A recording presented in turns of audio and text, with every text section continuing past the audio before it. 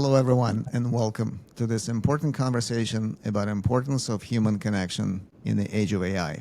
I'm Yuri Minski, the founder of Dream Coach Match and the host of the upcoming Coaching Summit, where our mission is to make coaching as commonplace as having a family doctor. I'm joined today by four visionaries who shaped the profession of human transformation across innovation, science, and standards. Joined in the studio here with me, Mikko Sorvari, the executive coach and the president of the European Mentoring and Coaching Council, which is one of the largest professional organizations in the world in the world of coaching, enforcing and establishing ethics and standards in the coaching and mentoring. Welcome, Mikko. Thank you. Glad to be here. We're joined by Dr. Anna Tavis from New York City. Anna is the clinical professor at NYU and the chair of Human Capital Management Department at NYU. She's one of the leading voices in how AI and technology are reshaping leadership, coaching, and the human experiences at work. Welcome, Anna. Delighted to be here. Thank you. We are privileged to have Margaret Moore joining us from Boston, affectionately known as Coach Mag, but she's so much more than that. She's a co-founder of the Institute of Coaching at Harvard Medical School's McLean Hospital and co-founder of the National Board for Health and Wellness Coaching, which set professional standards now used worldwide. She's also a founder of Well Coaching, the first school in the world dedicated to training health and wellness coaches with more than 15,000 graduates across 50 countries. Welcome, Margaret. Thank you, Yuri. And last but definitely not least, Dr. Ivan Young, Master Certified Coach, EMCC Global Senior Practitioner, and National Board Certified Health and Wellness Coach. Yvonne combines positive psychology, behavioral neuroscience, and evidence-based coaching to help high achievers master emotional intelligence and create lasting transformation. Welcome, Yvonne. I'd like to begin this conversation with a striking statistic that I came across recently. In one U.S. study, 60% of adults said that they're open to the idea of life coaching, and 80% of the 60% said they never tried one. So this is almost half of the population said that I'm open to it, but they have never taken an action. What do you think as an industry, as a coaching industry, what do you think we're not doing right to satisfy this latent, massive demand out there? I believe that coaching has been positioned to people who are either professionals, the upper end economically, socioeconomically. So those numbers may be skewed because if we look at a general population, that may be, in fact, a fact, but the greater truth is coaching is very much so part of the flow of any productive organization. And what I've seen is that where the coaching profession may have missed a mark, and I'm not sure that they have, but possibly, is that we have been very much so busy and establishing as an industry and as a profession standards, best practices, and ethics. And we're applying that to the audience that we're being served, and there's been a hyper focus on that. The marketing is probably the culprit here in the sense that we have not attempted as an industry to market to the general population to the extent that we could. Not that we don't do it, but this is an ecosystem that is being driven by academic excellence, professional competency, and the like. And I believe that that may be, if we want to call that a problem, I think it's an opportunity for us to better market what coaching offers and human evolution and personal transformation. It is a huge opportunity. Yeah, I with all due respect, I would not start with marketing because marketing sounds like we're pushing pushing it out like a product. I think there are two sides to what you're talking about. First of all, coaching, we assume that coaching is well known. So I would start with education. People need to understand what coaching is. A lot of times they don't. The model of coaching that everyone embraces is one coming from sports, but how coaching can play in those different domains in education, workplace, medical, etc., where it's spreading to It's a question of education, and we all know that people who have experienced some level of coaching would naturally gravitate to including coaching into their overall kind of development journey. So that's one thing. I think, obviously, I'm very biased. I'm at the university running the program, so I would start with education. And even though I totally agree that marketing really is part of education, it's how you go out there to the market. And the second one is there is a scarcity to coaching, on the professional side, the ability to scale that service up until recently, and that's where I think the conversation will go to technology, has been limited to humans with a specific skill set. Clearly, there was a sort of a democratization of coaching with a whole range of different programs, et cetera, but we know that the quality of those certification programs have been very mixed, right? And as a profession, it's a fairly recent phenomenon. Margaret, I know you've done a lot of really amazing work in setting up your coaching programs. At NYU, we were the first program in the United States that set up Master in Science, connecting both academia and the coaching as it's applied in day-to-day coaching practice. But we're so recent from the point of view of really setting up professional guidelines, professional standards, et cetera, to be able to really stand apart from, the kind of the general, anyone who has done a job thinks that they can coach at a certain level. Mm-hmm. So I think there is an opportunity where I want to focus on educating the market as to what coaching is, how it could be applied, and it comes from being very clear around what the profession represents, who the best coaches are, and then going out there and promoting ourselves. That will be the marketing step. And I'm sure there are many different levels of this issue that my fellow panelists can address. Yeah. Go next. Yeah, sure. Just, I like to echo a lot of what Anna said, and I do believe also that the education is part of it, because I always say that as coaches, we live in this coaching bubble. There's a bunch of coaches. We all know we're coaches. We all understand what coaching is, and we make the assumption that the general public out there knows it as well. And I can challenge any one of us to go to our friends and family and say, I'm a coach. They have no idea what it means. Now, that's one problem. And also what I noticed, too, that somehow coaching has become that it's something that's for the C-level people. Expensive. We're not going to give it to everybody, but if you're at the C-level, we can afford it. You can afford coaching, and we don't think about the people beneath. And also, when you go down from the executive level down a little bit, this coaching has this stigma that it's somehow this is the last that you get to try. You get a coach, and if your performance doesn't get better, you get fired. So it's got that negative. It's kind of the negative that people, what did he do wrong? He's get coaching now that he's done something wrong, that they needed to bring in a coach to improve his performance, where that's not it. And I've seen a lot of that too. At least I had to battle in some organization, first of all, the stigma that I'm not there to coach people just before they get fired, and managers saying that you have to coach this person because they're not performing, that it has to be somebody who's performing already and wants to even be better. So I think those two things, the bubble that we live in, and then also how do we get it down and affordable to people that are not at the C level.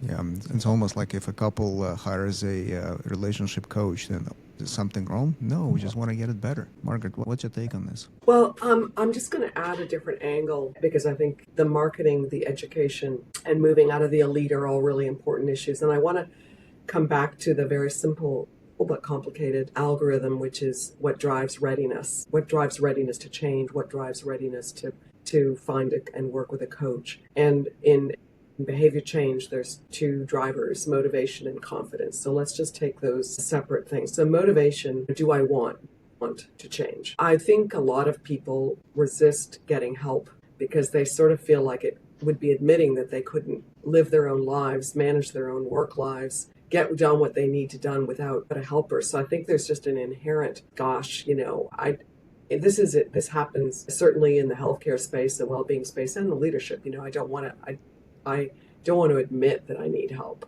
And so So I do think people are they hold back, and because they really wish they could do it without it. And then then there's an expense, and then they're not sure where it's going to take them. There's a risk. There's so many coaches there, so the motivation around getting help is a difficult one. And then on the confidence side, people aren't sure that it will work because there's so many different coaches, and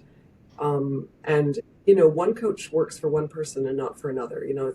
There is a particularity around this, at least at the life coaching level. And it's sort of like fishing for, when people come to me and they say they want a coach for this sort of thing, it's not that easy to figure out exactly which coach is going to help them. So I think, will I find something? But then there's another angle, because I really don't think we found the formula. I think that's true. We have not found the formula to get people to jump out of their chairs and do it.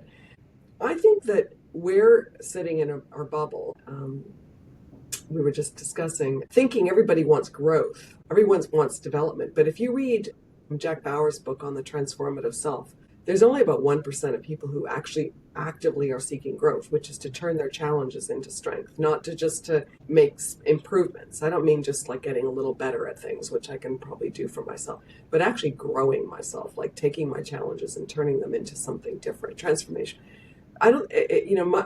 We may be selling something people don't mostly want. They're just trying to survive. Mm-hmm. So we can talk a big game, and then people are saying, but I just got to get through today, So I think I think this is it's a big topic, and I don't think we have nailed it yet as coaches. We have in our own individual niches, we can talk about it and get buy-in. But in terms of the general market, no, I think we haven't quite found to make this, the marketing message that works for a lot of people. Marketing, education, whatever you want to call it. We've not positioned it in a way that everybody's jumping out of their chairs. Well, let's unpack this a little bit. So if we're saying that there's only 1% that really truly want transformation and truly want growth in their lives and their business, and then the vast majority just kind of in a survival mode. And so let's talk about the 99%.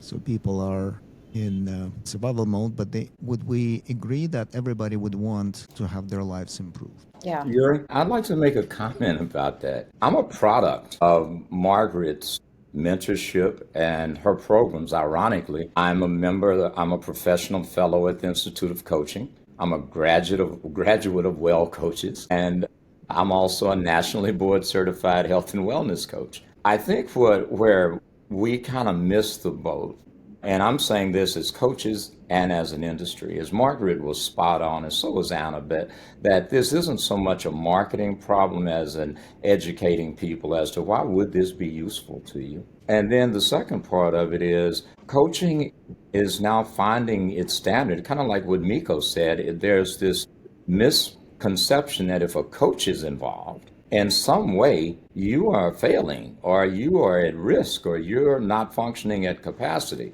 Well, I can say I have a boutique practice. It does, 7 figures a year. But what I had to learn is that my marketing must match my competence, and my competence must match my marketing for the end user to find me useful and beneficial. I have clients that range from multinational CEOs, and those guys, they even cap the budget typically at $30,000 to $50,000 a year to have me retained. But then when I look at the other side of my practice, which is either on the allied health side or people coming to see me in a more relational, personal space, my fees are here, it's corporate, here we are at a consumer level. So I think where the opportunity lies is for us to examine kind of like a hybrid of what everybody has said is, how can we educate you as to what this is? What standards govern a credentialed coach as standards and ethics and competence? And then how can we make this accessible to people who may be financially challenged? Because at the end of the day, I need to eat today, I need to pay my light bill, hire a coach. I think the coach is going to lose. So until there can be a justification for an investment in self and seeing us as an investment rather than as an expense, then there's a significant opportunity for us to really reevaluate how do we educate people and through education attract them to coaches. Yeah. So if I could jump in next, I would primarily call myself an educator before I call myself a coach. Coaching is just one of the skill sets in my portfolio. And this is where I prioritize education, because I think where I would disagree with the percentages quoted, because we're probably surveyed adult population, where I would say coaching needs to start is in grade school, in elementary school, with the parents. I think those skill sets need to be pushed downstream into at what point in their lives people get exposed to mentoring and coaching. And the fallacy of the market we currently have is that we are bringing it in at the executive level too little, too late, when to your point, that's where we measure who's interested in development. If people at the executive level are making money the way they are, I remember I was in the senior HR roles. My senior executive, CEO of the business, would say, here are all of my 360s, done them for the last 10 years. They say I don't listen, and I don't care. Their incentives are very, very different. Doesn't matter. Coaching becomes like a badge of executive seniority and status. And that's where it goes wrong. To your point, Dr. Ivan, we need to go and go to schools. We need to go to the points where people are most open to mentoring, support, and even life coaching, where at those junctures in their lives. And rather than, this is where my objection to marketing, who are the people who are consumers of coaching, rather than the market that is so much in need of coaching and support and mentoring. In the New York City school system, there's one college counselor per 500 students in some of the schools. I wouldn't go there and say there's only 1% of those people who would choose coaching. If we have the capacity, and this is where my optimism comes in about the technology, the conversation that we're going to have, is that we need to rethink what that model of coaching, where we introduce coaching. And I would say that if we expose people to coaching that early in their development and career, they're going to be much more open to engaging with coaches later in their lives, at different points in their lives, because they would know what that is. Very important. Very important to start early. I want to table this topic about, we're talking about education and marketing and getting the message out. There's this model that says proof versus product, or proof over product. Whenever you introduce something new, you talk about the number of people who benefited from that, and that becomes your marketing. So if, give you a simple example, I have 12,000 reviews on Trustpilot, and I make good pasta, one person would say. And the other person would say, like, I make an amazing ketogenic pasta, and my mom loves it. Who would you buy it from? So obviously you'll buy it from the first person. So this trust economy is something that we evolved to as humans. So applying this to the world of coaching, so what if we as an industry went with the proof versus product? What transformations are possible when you work with a coach? I'm going to throw something out there, because I definitely think that my first career was in biotech, and when you're trained as a biologist and you understand how genetic systems work together and physiology works together, there's usually a combination of several things together that produce an effect. It's never one. So I think this conversation is all about what are the various ways to look at it. I personally think that we don't have enough great coaches, just like we don't have a lot of skilled physicians and any profession has a bell curve of skill. And I think that, that we're producing some great coaches, but we're not producing all great coaches. And I think that pulls the market down, because if you talk to one coach and you say, wow, they're fantastic, and the next one you're saying, how did they become a coach? Their lives aren't even in great shape, right? I think we're not at the place where, I think so the great coaches are doing well, Yvonne and others, those of us who are, really skilled are doing just fine. But psychology is complex, and I know you would speak to this at length. It's not easy working with human beings and figuring it out. And I actually think that, and I know we're going to talk about AI. I think AI is our answer to both help people with basic coaching that can't afford it, but upgrade coaches, because the intelligence of AI, it already knows all the coaching models. It already knows all of the analysis models. It's already, I mean, when that Anthropic lawsuit came out, it turned out all my books were used by Anthropic to train Anthropic. All of our work is already there. But AI can actually bring a very sophisticated upgrade to coaches in practice in a way that we can't do as trainers because we just don't have enough time and resources, and it can help others. And so I think our opportunity is to use AI to help give basic coaching, and then people will realize, wow, this is complicated. I think I need to talk to somebody. Now I see there's more going on here, and we always do better when we can talk things through with a very skilled partner. So I think we might be at a place where AI is our friend to do both, help the most people and to also elevate all of us to a closer to the great level for many more coaches. So let's talk about AI. So let's do a little creative exercise if you're open to it.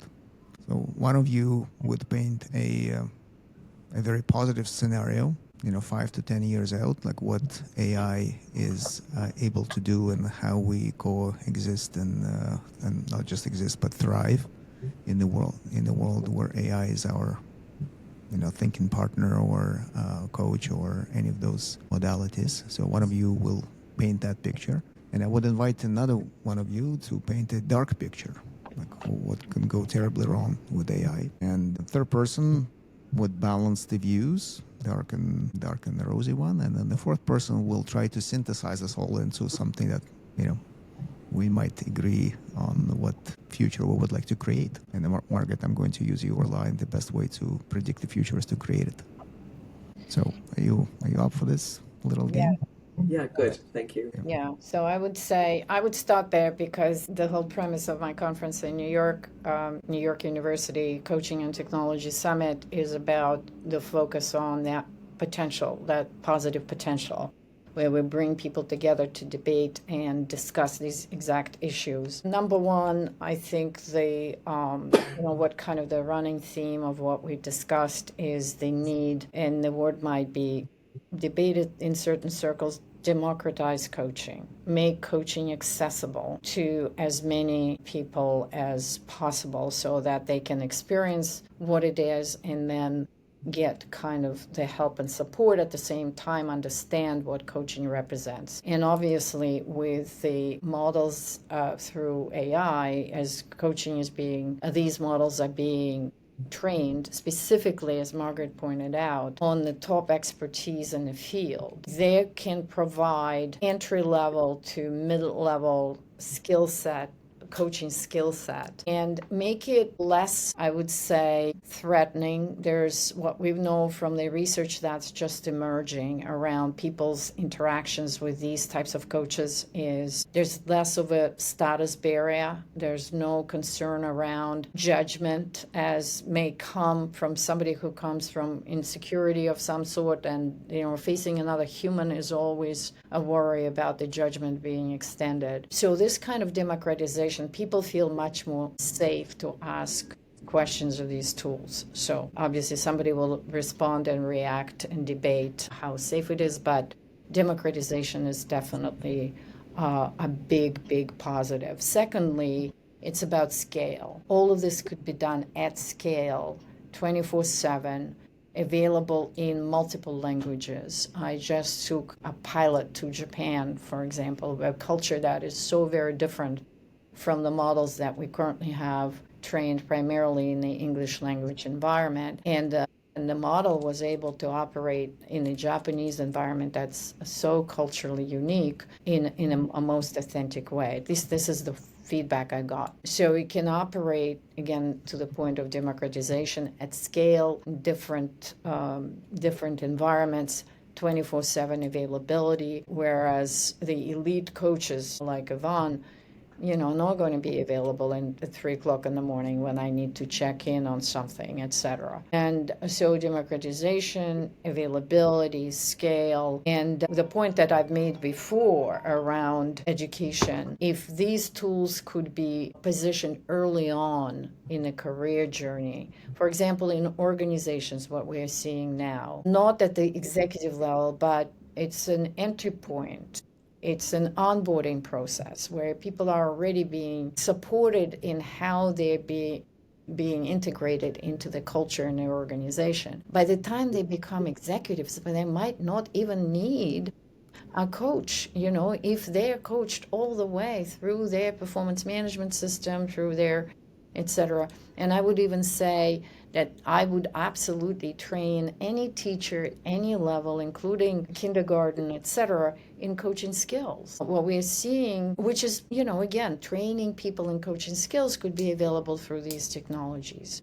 So I think this is the biggest positives. These are the biggest positives that we can see in making coaching a go-to methodology, support system, learning journey tool. In the future, in 10 years, everyone will have that in one more aspect, personalized, available at any point, tool that supports you on your journey. So that's kind of my pitch for why I think it's a huge opportunity for us. Thank you, Anna. So let's hear a pitch against that. Yeah, so I just recently did a quick experiment myself, and what I did was I asked one AI that, what is the future of coaching in AI? It came back with pretty convincing answers. I took that and I put it into another AI tool, and I said, can you summarize this in a script less than 3 minutes? So it's kind of like a speaking voice script that I can do. Then I took that script, I put in a third one, and I created in like 15 minutes a 3-minute video, me convincingly talking about this topic, and it's all fake. So my question is, where's the ethical lines here? Do we, when you look at 5 to 10 years down the road, how do we know who are the real people talking, or which ones are AI-generated avatars that you're talking to? And my biggest fear, as I'm sure ICF people as well as us at EMCC Global think about this is too, at what point do we have to really be careful that the coach that's applying for accreditation and certification is just some AI-generated avatar that somebody did that's actually coaches at master level very successfully? You can't tell the difference. How do we build those gates in place, or those some kind of safeguards in place that this doesn't happen?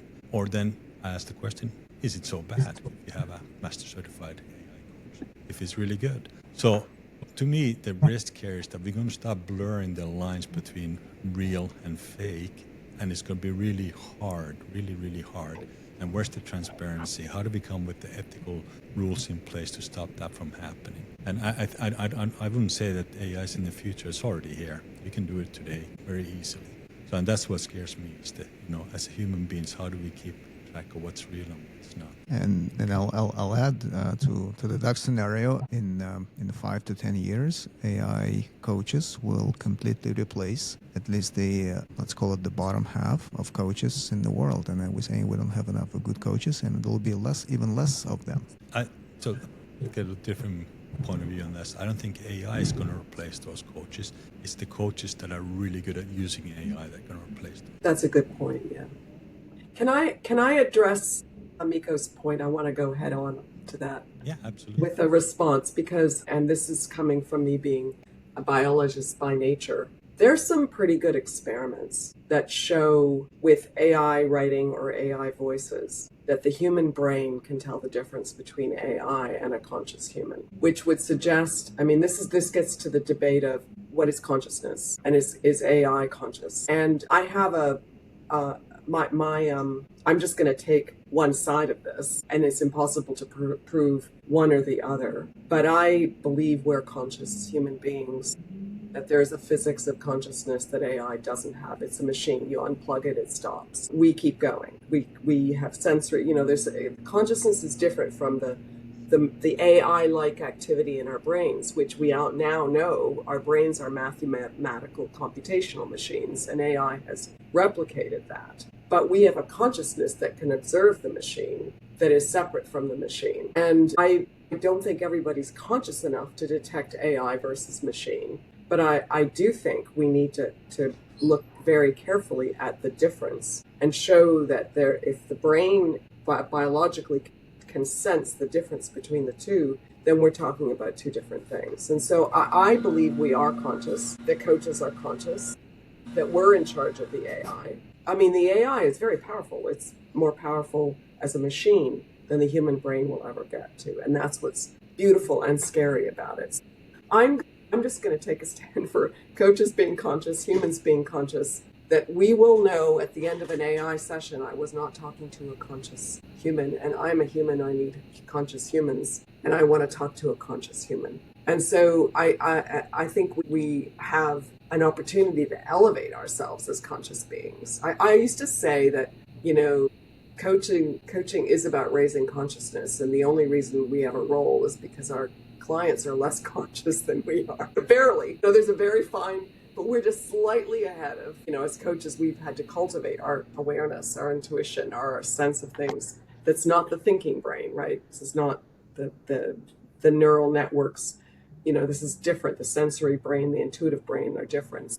So I think it's just a very cool time to be a coach and to be a human being and to interact with AI. Yuri's right. I think we have to, I know AI is huge and it's going to be, it can certainly run out of control, but I think we have to decide that we're either leading it or we're not. Yeah. We're either coaching it or we're not. We're either training it, and we have to take that stand and push ourselves as humans to keep in that role and not lose control. So this is a leadership question. I think it's about who's leading who, and from that perspective, then we decide. We hang on with our fingernails. We decide we're shaping the future as much as we can. Yeah. And not just receiving the future. Could I just comment just really briefly before I know Yvonne is going to try to integrate this? I think we're talking about two different things between what I said and what Mikko and Margaret said. All of you talking about as if we're making a choice between a human and AI. I've described situations there where the majority of humans do not have access to a human or a qualified human. That's a different, and where I want to kind of join the 2 points between what you said. If we train these tools on the best available humans, in the absence of those, the schools that I described with 500 students per college counselor, and imagine that counselor's day, how many students they can actually physically, being a physical being, how they can actually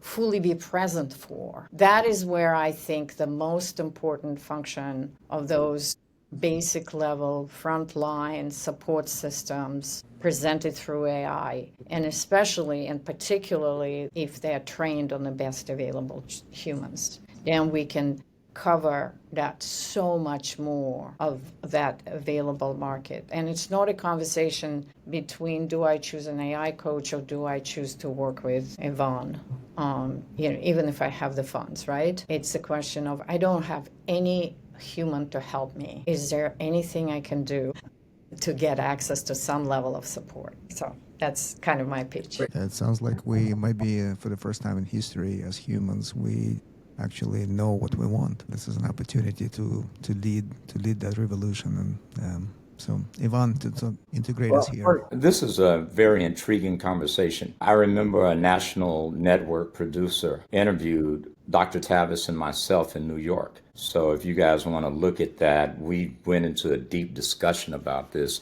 and you can readily find that. My first concern is kind of like, what Mikko said. What are the ethical considerations here? And as we know, AI can hallucinate. I've, in my early endeavors with AI, I would ask it questions and assist me with something, and it would come back and give me credentials I did not have. It would mislabel and give me terms and terminologies that weren't accurate. So If we become dependent on AI, it is the equivalent when we look at things neuroscientifically from the inner workings of the brain, the limbic system, and the amygdala, as they always say, the amygdala hijack. Well, that processing in your subconscious, it will just slaughter your conscious mind. There is no way if I throw something to you, you calculate velocity, trajectory, mass density. You don't calculate it, you just catch it. Now, that's great if you're doing something that doesn't matter. But what we know in using the prefrontal cortex in the active processing mind, it differentiates, it considers cause and effect. And where I'm going with this is that's kind of the AI is modeled on the same principle as how the mind and brain relationship work. So the thing that I think we need to be concerned about, to Dr. Tavis's point, is who is training this thing and how is it evolving? I'm developing an AI right now. There are things that they're bringing up to me like hacking. So what happens if we do get the best minds to do this and some government decides to influence how that AI can cause people to focus? So basically we would have the same crap we see with our media consumption being put into an AI. And as we know with Chat and Gemini and all these other AIs, people become dependent on them.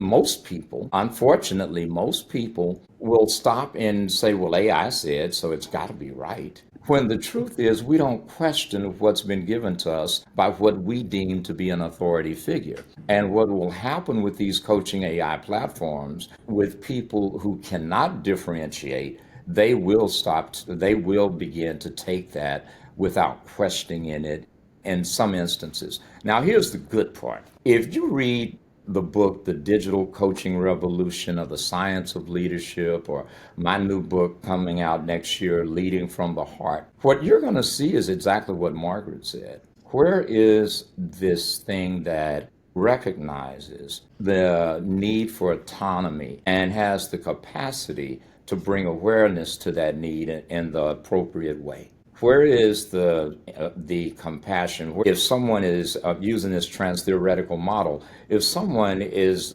ambivalent and they are in a preparational versus an action stage, you got somebody that's very vulnerable. And I think that it's very much so incumbent on us as coaches to think about what does quality look like in these programs? Where does ethics come into play? I am very fortunate to be credentialed by both the MCC and the ICF at significant levels. And the reason why I created a coach credentialing prep program is exactly, I think Margaret said it may have been Anna, a combination of these programs. Some of them just are crap and others are robust. And if you have someone who has gone through a program that is crap, but they give someone a credential that says master coach, then we have to question that. And to Mikko's point, what if that master credential is awarded to an avatar? What if the consumer thinks that, well, I did get a master coach? Well, no, you didn't. You got a well-marketed program. What Dr. Tavis said earlier, this isn't a marketing problem. This is an educating problem. But if someone, as we know, most consumers, if you just put it in front of them frequently enough, they're going to believe it's true. Even though they know it's a lie, the emperor will have an invisible thread, if you get my drift. So the thing that we have an opportunity to do as organizations, and I'm speaking to EMCC and ICF, is to make sure that we get some alignment in what we consider to be competencies, best practices, and ethics, and then to frequently engage the minds of those of us who, to Margaret's point, honor, value, and pursue evolution of excellence in coaching. And if we can bring that perspective to how AI is shaped and how it is, how we release it and make that actionable, then the AI could bring a wonderful future. But if we don't do that, it could wreak havoc. Beautiful. So let's try to create the future a little bit. Do you share my personal vision that coaching should be as common as having a family doctor? Do you see the future? Well, I mean, I'm working on that right now, Yuri, because we're in a deep discussion process with the government around bringing coaching services, and there are billing codes now for health and well-being coaching services, which I helped get on the map. Medicare's request for information in July asked for information on coaching and motivational interviewing, and there are dialogues going on around how to do that I can get into. We are not that far off of having coaches in the doctor's office. So I think that's on the healthcare side. And then if you look at the work side and the life side, yes, I think that's where AI, Anna's absolutely right. I think AI is going to be the extension of great coaching as a sort of starter place for a lot of people, and including coaches. AI is going to be an amazing resource with what Yvonne is saying, which is proper guardrails that we have a responsibility to help create. Yeah. And I think we need to stop thinking in those dualities, either or, and start creating that third dimension to coaching, because that's where the future is, in the blending of technology and human coaching. And what I also want to pick up on, and that was from the very beginning that Margaret mentioned, I personally think, and connect to what Dr. Yvonne said, I personally think that AI is holding a mirror to the human imperfections in many ways. Whose biases is it reflecting? How, to the point of credentialing, etc., if AI is going to be better than some of the humans need to be in a position to compete with that, and so be really thoughtful about what they're bringing to the table if AI can replace them. And so I think that the future is in that third space, and we need to be both bringing the coaching profession, as it's now represented through the humans, to that center, educating them, et cetera, as well as the market, elevating and creating access and opportunity for people to get access to coaching, whether it's going to be synthetic in the beginning and then graduating to best available human. But I think that the future is going to be, again, in our capable hands, but the humans need to live up to the challenge. I do not want to let humans off the hook and just say, just because you're human, you're better. No, what AI represents is, it's a mirror. It's a reflection of all of our, of all the complexity of what represents humans, right? So anyway, that's my point about the future. I love it. So can I just a couple points as well? So you asked about how do we get it as normal as going to a doctor, but I like to see it in ways that organizations put it in their job offer, just like they do. You get dental care, you get 2 weeks holidays, you get coachings every year, and it's part of a package when you sign up. And my daughter's 30 something, and she almost expected to be there, but she's never there. When you get an offer, it never says you get X many hours of coaching as a perk for joining our company. And I said, if you can get the organization to that place, that'd be great. And the other flip side of the coin is, I think we need more organization recognize coach as a valid role in the organization, have internal coaches that work with the employees and the staff at full time. I was very fortunate. I got to spend 5 years in Finland working as an internal executive coach, and it is hard work. It's you should be recognized for it and paid for it accordingly, but be an internal available for the staff to coaching. And I think once we get to a place where it's as common as having a project manager hire to do something, you have a coach also hired to help the employees. I think, and then when it comes to AI, I think we should all embrace the AI, and where it comes, I agree. There's great things that comes with it, and I think it's the coaches that can amalgamate the human-centric coaching and the AI together are the ones that's going to be successful and take it to the next level. You have them both very well integrated. I think that's here already. So some people are already doing it. Mikko, if I could just add, I think that should start at schools. I'm rethinking how we train, how we educate, all the way even from the very early stages when the students are most open to it, the coaching should be part of this, if at least the skill set of the educators. I love that too. And how do we get the young people involved? When I go to any of these coaching conferences we go, there's very few young generation millennials or Gen Zs there. It's how do we get them involved? How do we get them excited about coaching and what it is? It's definitely something. Let's build on that. Let's create a future together. 10 years from now, 2035. Let's create a vivid picture of what this looks like. Well, I believe that at that point, hopefully, Now we're creating this. Not yes, hopefully, well, we're I'll creating take this. hopefully away. We have an opportunity now to measure twice and cut once as it relates to how we develop and move forward. There has always been this balance between profit versus people. In our ecosystem, we must be people-centered over profit as we roll these technologies out. One of the things that I have a team that's in Saudi Arabia, in the UK, and in the United States. And what I love about, and in India now, and what I love about this is that these issues that are on these different continents and in these different countries are basically a representation of what we need to be thinking like in creating these coaching AIs. We need to be very concerned about gender. We need to be concerned about generation. We need to be concerned about race and ethics. I don't want to give away the secret sauce to my AI, but I think that data is very important as to what we train these models on, and making sure that, to use that term that was used earlier, that we have proper guardrails in place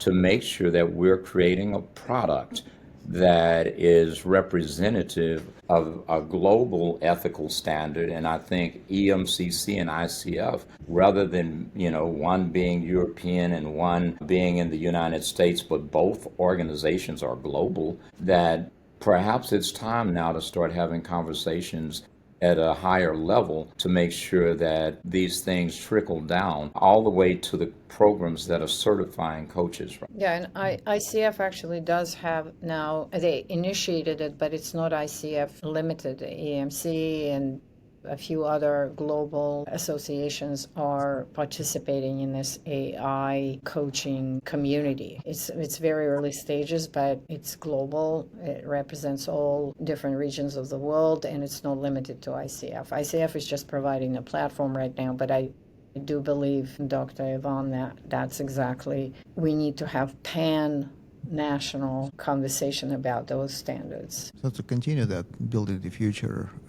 theme, so let's imagine we're kings and queens for the end. And so how would we want to create this future? What does it look like? Could I add a dimension, Yuri, first? Sure. Because I'm sure everybody here knew David Peterson, and David used to say that the reason I'm a coach is because that's what works right now, but that's not necessarily what I would do if something else worked better. So I'm gonna suggest that the vision has nothing to do with coaches and has to do with the quality of the human race, Anna, so that the mirror looks quite different. And so then the role of coaching is to build character, create more values-based, more thriving, more human pleasure and satisfaction, create more wisdom. I'm using Jack Bauer's model of well-being. Wisdom is thinking better.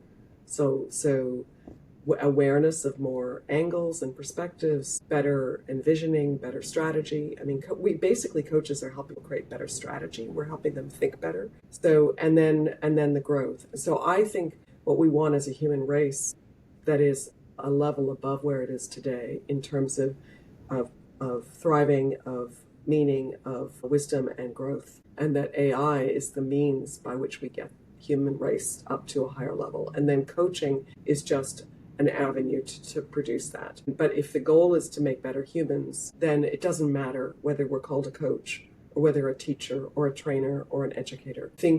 I think there will always be a place for skilled coaches, but I think this is way bigger than coaching. And I think we have to play the game around producing better humans, not just being very focused on what is a very tiny industry of coaches. Because if we argue too hard for coaching, The technologists, I mean, in healthcare, what happens is the technologists are all praying that technology can replace coaches. They never want to have to pay for another human being in healthcare. That just makes it messier. That is what we're up against in healthcare all the time, is that the tech people, the insurance companies, nobody wants a coach if they don't have to. They want another solution. So I want us to take ourselves out of the us and them, technology versus coaching, and say, no, we're all here to create better humans. The humans have a role, the tech has a role. Let's play together and let's create better humans. I think that's that inspires everybody. And then we're part of something and not competing with a big part of And I love that. I love that. I totally support that. And, what I would add to the skill set for coaches is, reading a little bit of philosophy and understand existential issues. Because every time I'm in a community of coaches, it's so short-circuiting to how do I market my services? How do I get more people buy into what I sell? And it becomes a push model rather than, let's all align around what's better for humanity. And I think AI is actually pushing us to the brink of, realizing that the problem is much bigger than, coaching executives not to shout at their people, but more around, creating a better place for humans to flourish when the dangers of survival for the planet, are really acute. So, and I just very rarely encounter in the current coaching profession that kind of elevation of vision and more around, really nuts and bolts of coaching methodology or the models they advocate. And the other thing I would say that coaching, even though everyone gets together, but it's still kind of a retail model rather than a community awareness and a community approach. It's still every coach for themselves and these different degrees of certification.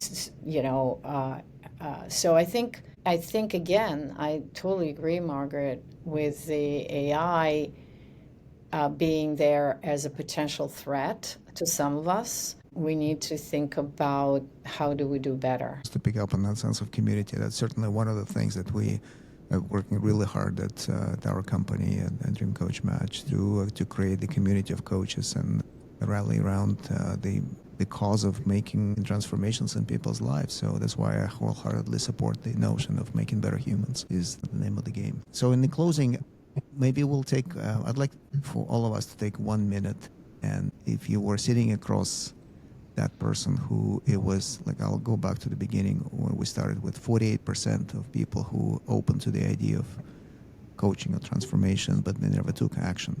So you're sitting across that person, and there's one thing you encourage them to think or to do, what would that be? And this is inspired by Richard Rummelt's model of strategic thinking. What's your biggest challenge that you want to turn into something big? That's the talk about philosophy, the Stoics. The obstacle is the way. What's your biggest challenge that you want to turn into something special? Because the challenge is where the agitation, the strain, the stress, the sleepless nights, that's where I would start. Love it. Well, what's one thing you would ask a person across from you, Anna? I would go to the other end from Margaret, and I would say I would approach it with a lot of humility, realizing that there will be quite a few in those groups who are not coachable. I think assuming that just because we're going to be asking those deep questions, everyone is going to go inside. And, I think as we're experiencing now, there are some people who are not coachable. And does the coaching profession have a solution for those individuals? And there are quite a few of them in positions of power, et cetera, et cetera. That creates a whole set of challenges. And again, how do we get them to the best possible state of being? Do we only work with people who we can ask those one questions and let them reflect? Or do we just move on to those who will be open? And I think if we start doing this work early, back to my earlier point, there'll be fewer of those. Thank you. So what action would you encourage people to take, Yvonne? Well, I believe that chaos brings clarity. So one of the things that most people come to a coach for is there's some disruption, there's some turmoil, or maybe just ambiguity that's going on in their lives. I challenge clients, no matter what the relationship, to ask the question, what is going on with and around me right now that's summoning something to the surface that's either latent or repressed or ignored? We have an opportunity when things trouble us, even in triumph or travail, there's an opportunity toward evolution. But the issue is most people are so blinded by the triumph or the travail that they fail to see the purpose of existence. And I challenge my clients to make meaning of this moment because it's there to unlock something and to set free something that you may not even know has been held captive within. Beautiful. Mikko, you're sitting across from a person who is open to coaching and never tried one. What would you say to them? What do you got to lose? Try it. Yeah, but really, most likely what I would say, I would probably talk a little bit about my personal story as well, that how coaching has changed my life. Now, I have overcome a lot of things with, having a good mentor, coach, or somebody in my corner to help me through. And then I would definitely ask them to what is the thing holding you back? And then quite often people are stuck, and it's not because they want to be stuck, they just don't know how to get from this point to the next point. And I would highly recommend anybody to read Dr. Christopher Avery's book, The Responsibility Process, which is really good process on how to take responsibility for your own life and move forward. I think in combination with coaching and, taking the personal responsibility, you can 10 times the results really fast. So mine would be like, what's holding you back? That'd be my question. And I would highly recommend read this book, get a coach, and, that'll help. On how can people get in touch with you, how they can find you, what's the next action step that they can take with each one of you? Find me on LinkedIn, Mikko Sorvari. Let's talk. Okay, awesome. Yvonne? My newest book is coming out, Leading from the Heart, through Post Hill Press. So that is in the fall of 2026. You can find me everywhere. Dr. D, like the fourth letter of the alphabet, middle name Yvonne, Young, and just make it your best day. And I look forward to connecting. Thank you. Thank you, Anna. And Margaret. So LinkedIn, Margaret Moore, also known as Coach Mag, the Institute of Coaching Conference at McLean Hospital, which is a Harvard Medical School conference on coaching and leadership in healthcare, is May 3rd and 4th, 2026. So that's something not to miss. And my latest book on the science of leadership is definitely my best work without any AI help. Well, thank you, Margaret. And my name is Yuri Minski. I am the founder and the CEO of Dream Coach Match and the host of the upcoming Coaching Summit. So not to miss January 22nd to 25th, 2026. So go to dreamcoachmatch.com/summit and register if you haven't already.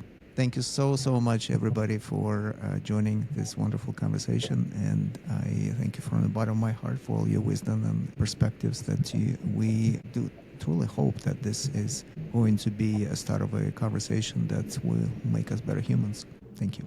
Thank you.